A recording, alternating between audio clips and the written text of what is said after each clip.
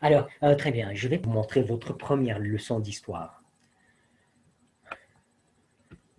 Écran partagé. Bon, moi, j'ai ouvert devant moi la version PDF, mais vous, comme vous voulez. Hein. D'accord. Beaucoup de choses. Venez de ce côté parce que j'arrive pas à voir. Très bien. Première chose que vous avez trouvé, vous allez trouver le titre dans la leçon. Et toujours, je vous propose dans le livre, si quelqu'un n'arrive pas à étudier de cette leçon et veut utiliser le livre, d'accord, ou veut savoir plus, n'importe, je vous dis les pages du sujet, de la page 10 jusqu'à la page 21. Ces pages, vous l'avez déjà lues plusieurs fois parce que ce sont les pages qu'on travaille depuis le début de l'année, en fait. Cette même introduction très ennuyante pour vous. La voilà ici. Euh, alors, l'objectif de la leçon, c'est de décrire les caractères politiques, économiques et démographiques de l'Europe du XVIIIe siècle. Monsieur, le XVIIe siècle aussi? Oui. Oui. Le XVIIe et le XVIIIe siècle. L'ATL, toujours je dois fixer l'ATL. Cet ATL, c'est l'ATL que vous travaillez depuis le début de l'année, d'exploiter différents supports pour apprendre et pour le plaisir. Si vous voulez plus de détails, aujourd'hui, on apprend à présenter un document en oral. Comment présenter en 1 ou 2 minutes un document en oral? C'est ce qu'on va apprendre aujourd'hui. Alors, et si je commence l'activité, vous allez trouver qu'il y a des documents, d'accord? Puis, vous allez trouver qu'il y a des questions. Hein, tout ça, je vais aller doucement. Puis, quelques exercices, hein, comme les questions. Et puis, à la fin, je vous envoie une correction. C'est comme ça que ça marche. Alors, aujourd'hui, qu'est-ce qu'on va faire? Notre objectif, c'est de travailler sur cet ATL, exploiter différents supports pour apprendre et pour le plaisir, présenter un document en oral. Je ne sais pas qu'est-ce que je suis en train de faire. Bon. D'abord, la première chose qu'on aimerait faire, je vais faire un zoom out un peu parce que, oui, voilà. Vous avez des types de documents sans titre. Alors, la plupart de vous ont déjà vu ces documents dans le livre. Je vais vous poser une question.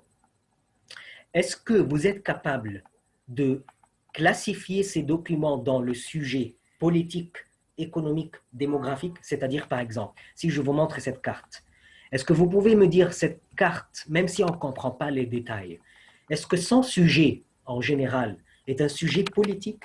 Est-ce que c'est un sujet économique? Est-ce que c'est un sujet démographique? Ceux qui ne savent pas exactement le sens de mots politique, économique et démographique, vous allez comprendre d'après les réponses des autres. C'est bon? Je répète, la question que je vous pose, vous allez lever la main. Cette première carte, ou n'importe quel document, si vous voulez commencer par un autre document, quelqu'un peut me dire si c'est politique, économique ou démographique en justifiant. Alors, je sais qu'il y a des mains levées, voilà. Vous avez tous baissé la main, très bien. Donc, c'est moi qui vais choisir. Alors, je vous confirme, je n'attends pas des réponses correctes, seulement des réponses justifiées. Chantal, je me permets de commencer avec toi. Tu vois cette carte. À ton avis, est-ce que tu penses que c'est un sujet politique, économique, démographique et pourquoi? Ah, monsieur, une question. C'est quoi démographique? Est-ce que tu sais politique et économique? Oui. D'accord. Démographique, c'est-à-dire, vous savez d'abord que la forme hic, c'est un adjectif, n'est-ce pas? Historique, très bien. Démographique, c'est l'adjectif qu'on donne à tout ce qui concerne la structure de la population. Par exemple, je vais te donner une information démographique qui n'est pas correcte, mais que j'invente. Euh, 70% des Égyptiens sont des jeunes. Ça, c'est une information politique? Non. Économique? Non. Peut-être un peu. Elle est démographique? Oui. Par exemple, chaque jour en Égypte, il y a je ne sais pas combien de millions qui sont nés. Ça, c'est une information démographique. Mais je pense que c'est démographique Mhm. si c'est il dit que si il dit مثلا le vert c'est مثلا des pays grands Mhm. et le rouge pays petit, ça c'est démographique. Ça, Si c'est une c'est bonne réponse. Euh, mais tu peux la confirmer parce que tu dis, s'il dit comme ça, donc c'est comme ça. C'est bien que tu as mis cette condition. Mais en fait, tu peux voir qu'est-ce qu'ils disent. Attends. Je ne sais pas si tu arrives à voir, c'est trop petit ou tu arrives à voir. Je peux faire zoom sur mon... Ah, d'accord. OK. Donc, tu peux savoir, cette carte, elle parle de quoi, n'est-ce pas? Elle parle de possession des Habsbourg d'Espagne, c'est-à-dire que les Habsbourg d'Espagne, ils possèdent cette terre. Alors, lorsque je dis que ce pays possède cette terre, c'est une information quoi? Elle peut être démographique, mais seulement démographique. À ton avis, est-ce qu'il y a autre réponse aussi? C'est démographique et politique. Politique, n'est-ce pas? Parce que ça parle des relations entre les royaumes. N'est-ce pas? Elle dit que la France a ses limites ici. La France ne peut pas dépasser ses limites. L'Espagne ne peut pas dépasser ses limites. Ça, c'est un problème politique, n'est-ce pas? Donc, j'aime beaucoup ta justification de ta réponse pour démographique, peu importe si c'est correct ou non. Merci beaucoup, Chantal. Alors, quelqu'un veut essayer avec un autre document, ce document. Euh, Ça, c'est le plus facile, je vous le dis, même si vous ne pensez pas, mais la réponse ici est très claire. Quelqu'un veut répondre? Khadija, vas-y. C'est démocratique. Démographique. Et pourquoi, à ton avis? Est-ce que tu comprends ce que ce graphique veut dire? Oui, parce qu'il dit la population. Il y a combien de gens dans ce pays? Ah, très bien. Je ne sais pas ce qui se passe avec mon ordinateur. Très bien, voilà. Il parle de la population en millions. C'est-à-dire, tu peux me donner un exemple? Quelle était, par exemple, la population de la France en 1650? Attends, ça c'est la France. Ah, je peux faire ça, je ne savais pas. Et 1650. Est-ce que Radija ou quelqu'un d'autre peut me dire la population de la France en 1650 était combien? Était environ 25. Parfait, tu as fait ça d'une façon approximative, bravo. Je dirais 20, 20 et quelques, peut-être 25, c'est vrai. Parce qu'on regarde sur cette ligne. Et, ok. On regarde sur cette ligne et cette ligne, n'est-ce pas? Ça, ce sont les années et ça, c'est la population en millions. Si je veux donner un titre à ce document, quelqu'un peut donner un titre à ce document? Ça, c'est génial, ça. Maya a baissé la main tout de suite. Bravo, Maya. Quelqu'un peut inventer un titre pour ça? Euh, Khadija? non, Ok, quelqu'un d'autre. Maya Mekki va proposer un titre. La population de l'Europe pendant les années. Et précise les années. En fait, tu peux les préciser en siècles. Ça, c'est quel siècle et quel siècle? Ce sont deux siècles, clairement.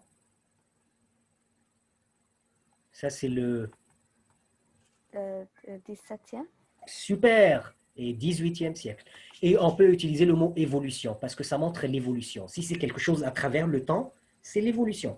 L'évolution de la population européenne pendant le 17e et 18e siècle. Vous voyez, c'est un peu comme le titre de la leçon. Donc, ces documents sont très utiles, même si on les voit à la première fois et on dit, c'est quoi ces bêtises? Mais vous voyez ça? Très bien, super. Maya, Khadija, les autres qui ont participé, je vous remercie. Euh, on commence des documents assez compliqués. On va prendre encore un dernier exemple. D'accord? Celui-là, parce que il n'est pas très clair. Il a plusieurs réponses, celui-là. Quelqu'un veut me dire c'est politique, économique, démographique. Toujours Maya. Intéressant. Les autres, je ne veux pas voir que. J'espère que ce ne sont pas. Ah, c'est toujours les mêmes, Khadija, Maya. Mais on a Kenzie aujourd'hui et Karma aussi. Parfait. Je commence par Kenzie.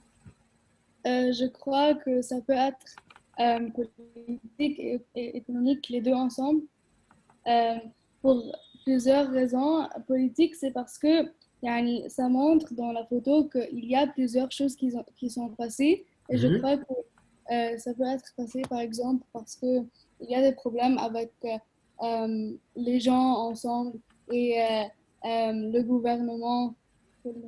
Peut-être. Euh, Ça peut être aussi quel type de grand problème qui a lieu entre les pays. Ça peut être la fin de quoi? C'est une fin de. Tu vois les fumées. Hein, c'est comme s'il y avait des feux, n'est-ce pas?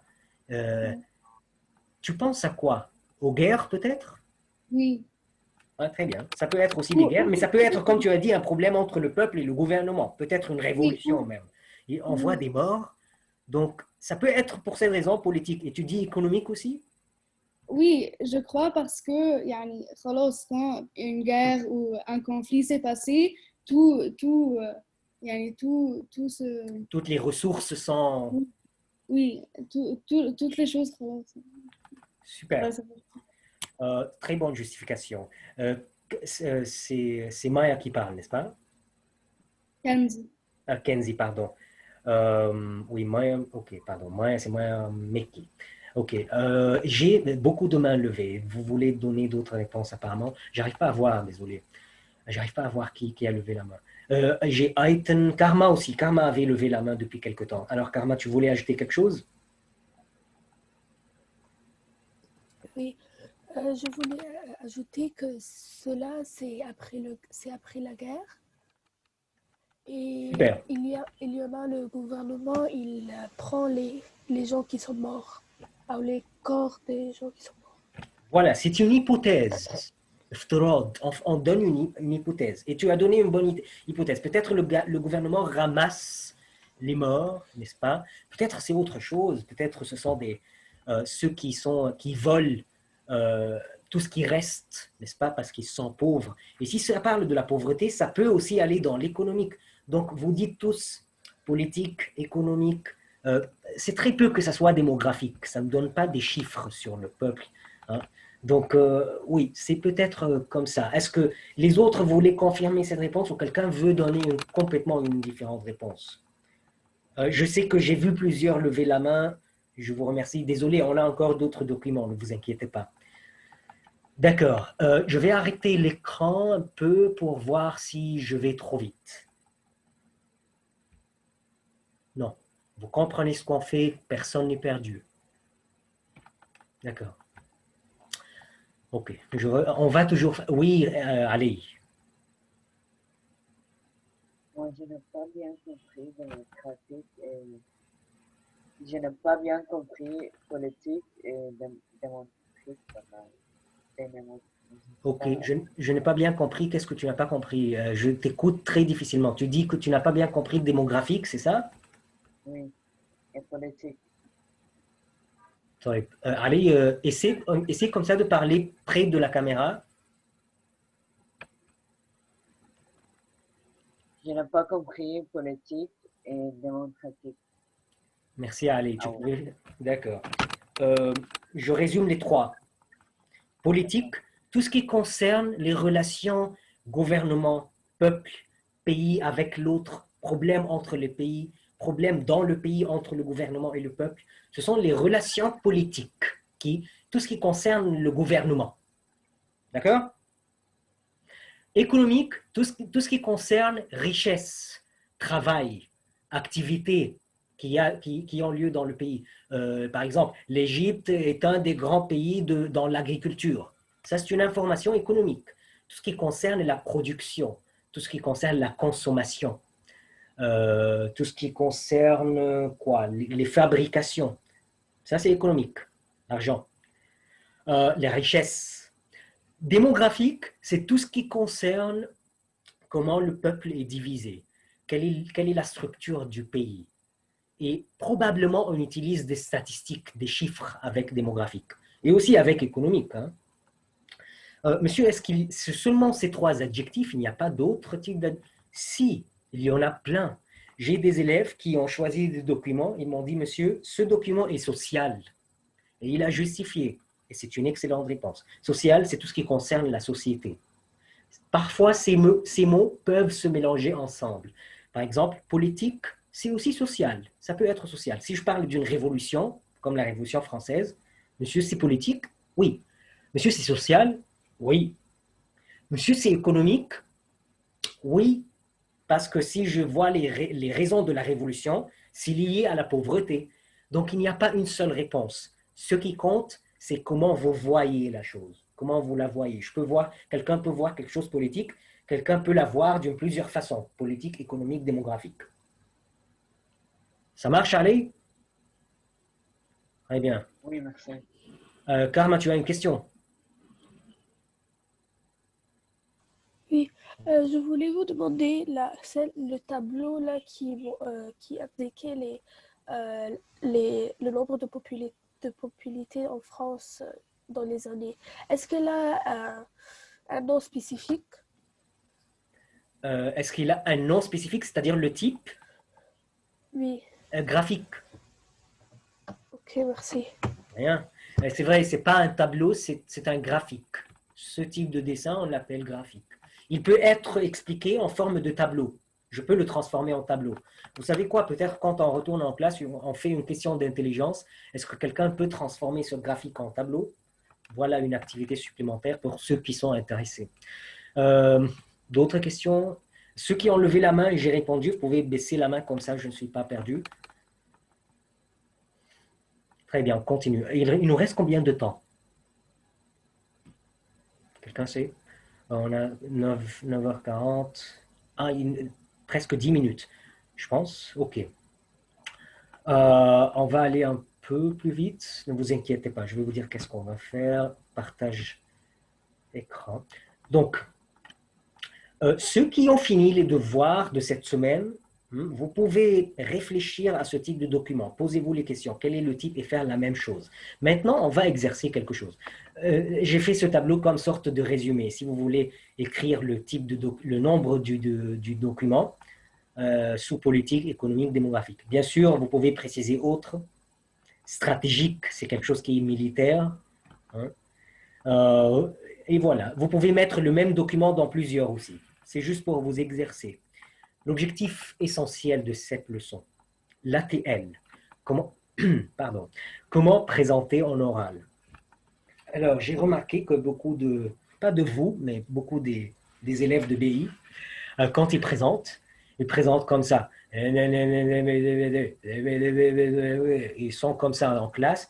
Et les autres, ils sont comme ça. Et chacun n'écoute pas, mais il pense à sa présentation.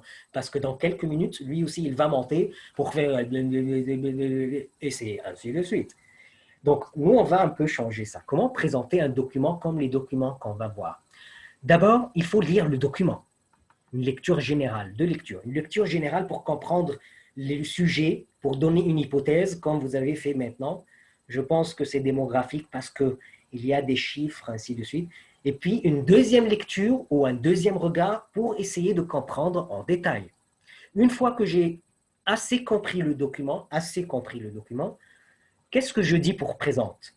Je dois parler de la nature du document. C'est une carte, peinture, texte. Je dois parler de l'auteur. C'est qui? Normalement, ces informations sont déjà indiquées dans le paratexte, sous le texte, n'est-ce pas? Et si j'ai la chance d'introduire l'auteur même, par exemple, ce texte est écrit par M. Hicham, et M. Hicham est un médecin qui a vécu au XVIIe siècle. Parfois, j'aurai la chance de rechercher l'auteur, parfois, si c'est un examen, je n'aurai pas la chance, donc je précise l'auteur seulement. Je dois parler de la date. Date de quoi, monsieur? La date de l'écriture? Oui, peut-être. Peut-être la date de la publication. N'importe quelle date qui est présente dans le paratexte. Nature, auteur, date. Je dois parler de la source. Ce texte, il est tiré de quelque chose? Est-ce que cette peinture, elle est affichée dans un musée? Mathaf? Est-ce que le pays est précisé? Normalement, vous allez trouver la source aussi dans le paratexte. Après avoir dit la nature, l'auteur, la date et la source, si c'est un texte, je peux faire des remarques générales. Par exemple, c'est un texte écrit par monsieur je ne sais pas qui, en 1900 je ne sais pas quoi, tiré d'un livre intitulé je ne sais pas quoi, et c'est un texte de 3 paragraphes. C'est un texte qui a pour titre tel et tel et tel. C'est un texte qui est en forme de dialogue. Seulement n'importe quelle... Ah pardon, il manque 10 minutes. N'importe quelle remarque sur la forme, n'importe quelle remarque sur la composition. Si c'est une image, je décris ce que je vois. Je vois une image, il y a un personnage triste qui est en train de je ne sais pas quoi. Je vois quelqu'un qui a l'air de tel, qui est en train de ramasser les corps après un problème. Je décris ce que je vois, je ne l'explique pas, je décris. Un chef est. Qui fait quoi? Qui sent quoi? Qui a l'air quoi? Qui est petit? Qui est grand dans l'image? Je décris comme je veux. Et ça, c'est la partie la plus importante. Si j'ai compris le document 60%, je suis capable de dire le but de l'auteur et de. Le but de l'auteur est de décrire tel et tel et tel. Le but de l'auteur est de critiquer. Le but de l'auteur est de se moquer de quelque chose. D'accord? Ça, c'est le que dire. Je sais que c'est trop, je vais vous donner des exemples, ne vous inquiétez pas. Alors, monsieur, comment le dire? Nous, on utilise un style informatif. Vous avez pris ça dans les langues. C'est-à-dire, ce sont mes conseils personnels. Si vous avez d'autres conseils, allez-y. Il faut parler lentement. Ce texte est un document proposé par monsieur tel et tel. Vous allez sentir étrange quand vous parlez lentement. Mais pour ceux qui vous écoutent, c'est pas du tout étrange. C'est pas du tout étrange. D'accord? Vous devez avoir un style objectif. C'est-à-dire, objectif qui raconte, qui explique. C'est pas un style triste, c'est pas un style heureux. Normal, objectif. Nous voyons ici un texte qui parle tel et tel et tel. Vous devez respecter l'ordre des idées, comme l'ordre que je viens de donner. Monsieur, est-ce qu'on peut utiliser d'autres ordres? Oui. Mon ordre, c'est seulement proposé, mais vous allez trouver que c'est le meilleur. Vous pouvez utiliser des expressions de présentation, comme par exemple, nous voyons ici, nous observons ici, nous avons sous les yeux, il s'agit de...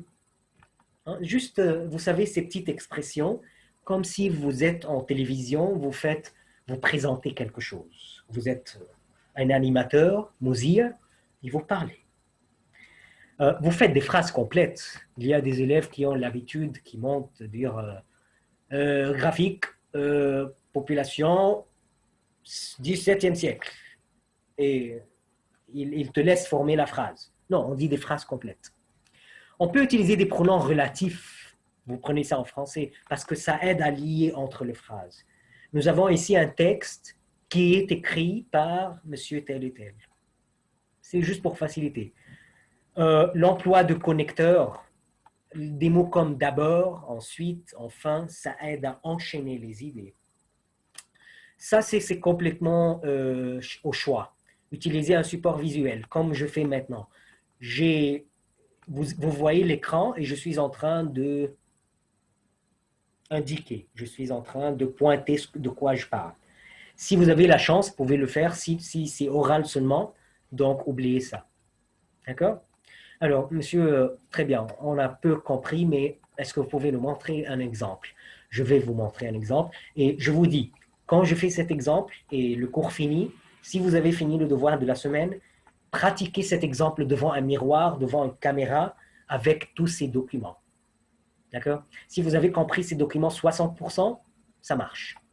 Alors, moi, je vais essayer quel document? Prenons un document qui est difficile. On va essayer utiliser celui-là.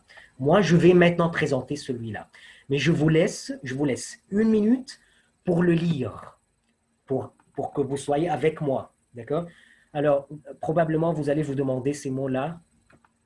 Vous allez vous demander aussi ces mots-là. Peut-être ce mot. Je sais qu'il y a d'autres mots difficiles, mais vous savez, la première lecture, il ne faut pas comprendre tous les mots, juste l'idée générale, le but total. Est-ce que vous pensez qu'il y a d'autres mots que vous voulez Bon, paroisse, c'est-à-dire une ville, c'est une ville.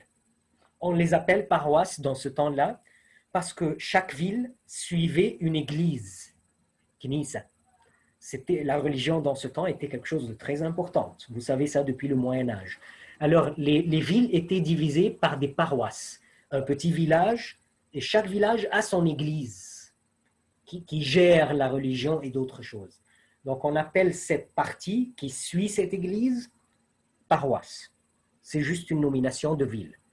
Alors, ça, c'est les paroisses. Les miliciens sont les personnes qu'on choisit dans une société pour rejoindre l'armée, ce que vous appelez en arabe Mugannat. Les miliciens, ça vient de militaire. Les miliciens sont ceux qui sont choisis pour aller faire la guerre, pour être dans l'armée. Angers, c'est une ville en France. Alors, vous avez le paratexte ici, vous avez le texte, vous avez 1 minute pour voir, et puis moi je vais présenter comme exemple. Allez-y.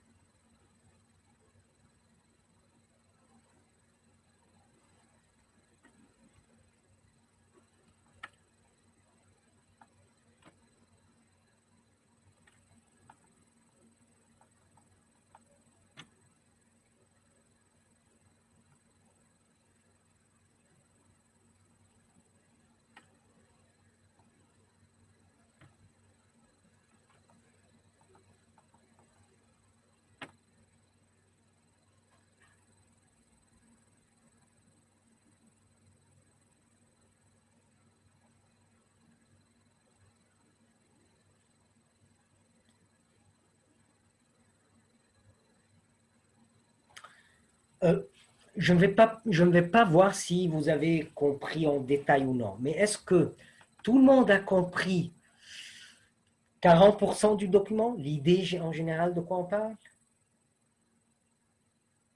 D'accord, ok, un peu. Vous allez confirmer ce que vous avez. Vous voyez, j'ai fait une annotation. Ça, c'était pour moi, parce que moi, je vais présenter le document tout de suite. J'ai pris les idées qui semblent, pour moi, m'aident à comprendre le document. Alors, je vais vous montrer comment je présente en oral et je vais vous montrer aussi en écrit. Ça, c'est la présentation en écrit. Et voyez comment je vais la dire. D'accord? C'est juste un exemple. Alors, document 3. Il s'agit ici d'un document, un texte. Ce texte est écrit par René Leroux. C'est un clergé, homme de religion français à Angers. Comment j'ai su ça? J'ai recherché. Ce texte est extrait de son livre intitulé Cérémonial de l'Église d'Angers entre 1692 et 1721. Monsieur, est-ce que vous avez inventé ce titre? Non, il est là, dans le paratexte. Ce texte est extrait de son livre tel et tel et tel. C'est un texte de 3 paragraphes. C'est ce que moi j'ai remarqué, franchement. Enfin, la partie la plus importante, le but de l'auteur est de décrire comment les miliciens étaient choisis à Angers pour rejoindre l'armée française et comment ils étaient maltraités. Si moi je peux mettre une citation du texte pour faire comprendre aux élèves de quoi je parle. Je répète la présentation orale exactement comme vous en classe. Il s'agit ici d'un document, un texte, écrit par M. René Leroux, un clergé français à Angers. Ce texte est extrait de son ouvrage intitulé Cérémonial de l'Église d'Angers entre tel et tel et tel. C'est un texte de 3 paragraphes. Enfin, le but de l'auteur est de décrire comment les miliciens étaient choisis à Angers pour rejoindre l'armée française et comment ils étaient maltraités.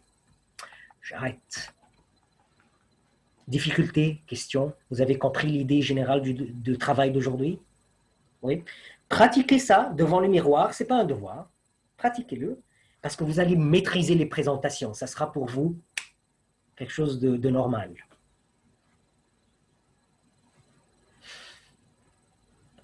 D'accord. Ces 3, je vous souhaite une bonne journée. Si vous avez des questions, envoyez-moi. D'accord? J'ai vu quelqu'un qui a levé la main. Et puis, il a baissé la main. Pas de questions? Très bien. Donc, je vous remercie et voilà. Bonne journée.